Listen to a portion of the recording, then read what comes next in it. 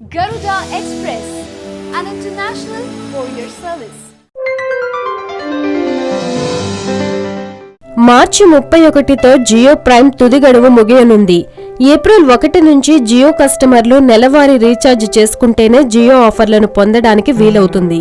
September 5న మార్కెట్లోకి launch చేసింది మొదలు ఇప్పటి వరకు ఉచితంగా డేటా, కాల్స్ సర్వీసులను అందించిన జియో ఇక నుంచి డబ్బులు వసూలు చేయనుంది.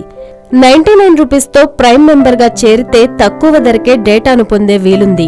303 రీఛార్జ్ చేసుకుంటే నెలపాటు రోజుకు 1 GB చొప్పున డేటా పొందొచ్చు.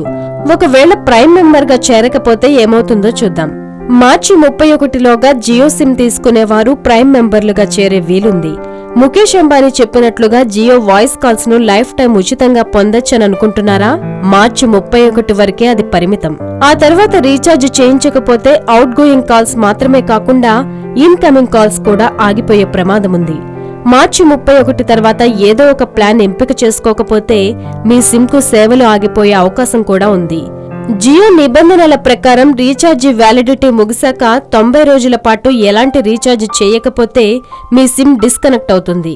మార్చి 31లోగా జియో ప్రైమ్ మెంబర్గా చేరకపోవడంతో పాటు ఏ ప్లాన్ను కూడా ఎంపిక చేసుకోకపోతే ట్రాయ్ నిర్దేశాలకు అనుగుణంగా జియో మీ నెంబర్ను డిస్కనెక్ట్ చేస్తుంది. హాయ్ యోయో వ్యూవర్స్, సబ్స్క్రైబ్ చేసేటప్పుడు అక్కడ ఉండే గంట సింబల్ ను ప్రెస్ చేయడం మర్చిపోవద్దు.